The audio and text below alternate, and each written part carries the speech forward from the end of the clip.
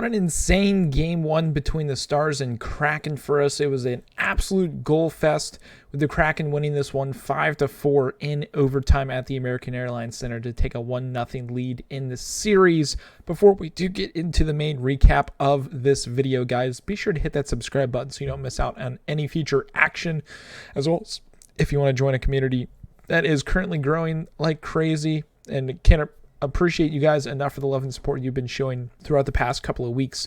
So be sure to also hit that like button because it does help the channel grow. It helps the videos do well. And if you want to be a part of a community that is growing, be sure to do all that. But getting into the full recap, again, absolute goal fest in this one. Pavelski, 4 goals, putting the Stars on his back. Again, a lot of the Stars I thought played decent tonight, but a few of them were a ghost in this one. Robinson and Hintz combined 0 points tonight. But Joe Pavelski, man, first game back from injury, I thought he played insane. And the Kraken, I think, shocking a lot of people in how well they played in this game tonight, getting contributions from all. Schwartz, Schultz, Bjorkstrand, Eberle, and then Yanni Gourde with the game winner.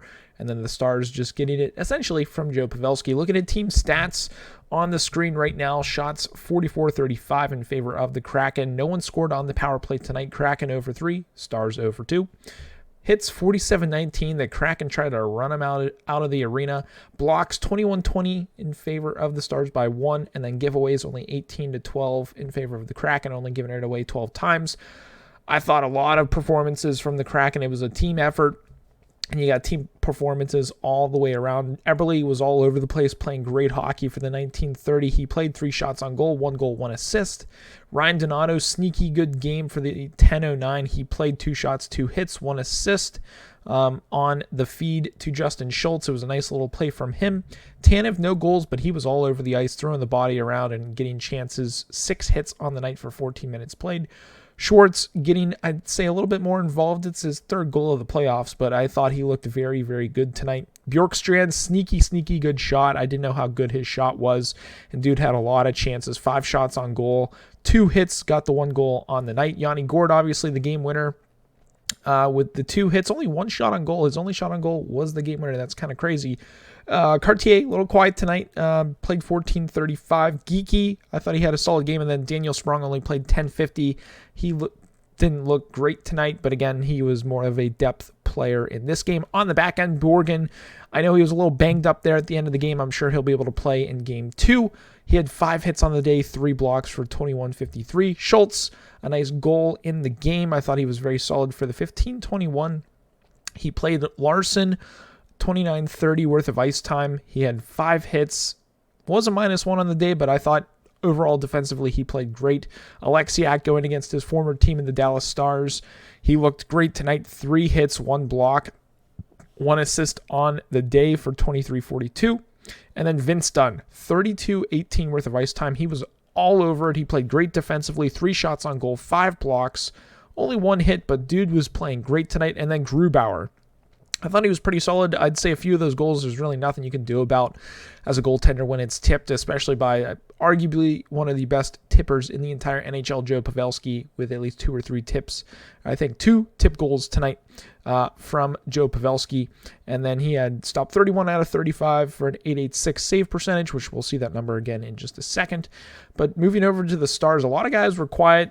Dellandrea -2, Glendening -1, Fasca -1. Jamie Benn, 1 point, 1 assist on the night for 18-43. Joe Pavelski, 4 goals. Dude was insane. +3, 19-29 played, 3 blocks, 6 shots on goal. Just insane stats. Max Domi, a sneaky good game tonight. I thought he was great on both ends of the ice. 3 assists on the day, only had 1 shot on goal. Robinson and Hintz, as you can see there, no points, -2, -1 respectively. They did have a ton of shots, so it wasn't for the lack of chances. They couldn't get anything going for him tonight. Marchman, 1 assist. And then Dadanoff, Sagan, Johnston, all quiet tonight. No points on the day, and we're -1. Johnston actually having 3 shots on goal for the 21-14. Not too bad for a rookie getting that much ice time. Heiskanen, I thought was very solid tonight overall. For 34-54 played. I'd like to think he was pretty solid throughout the night. 3 blocks. 1 assist on the day. No shots on goal, which I find to be a little interesting. Hakanpää, -2. Did have 7 blocks on the day, but obviously could be better if you're a -2 out there. 25-18 worth of ice time. Suter didn't look so great. And then Lindell, I don't know if you maybe scratch him in the next game. He did play 25-21 and was a -3 with only 1 hit and 1 giveaway. Not the best of games, and you can tell in this one, seemed kind of out of sorts. I thought that there'd be more giveaways than just 1 technically recorded. And then Ottinger, I thought he was very solid for the night. Stopped 39 out of 44 for that .886 save percentage, the exact same that Grubauer had, but I thought he was pretty solid for the night. I'd say 2 of the goals, there's really nothing he could do about. And I'm not worried about Ottinger. He's probably one of the best remaining goaltenders in the playoffs at this point in time. So he'll definitely have a good bounce back game. I expect the Stars to have a good bounce back game overall. I expect Robinson, Hintz, Seguin, and Ben to really step up, ramp up their play in game 2.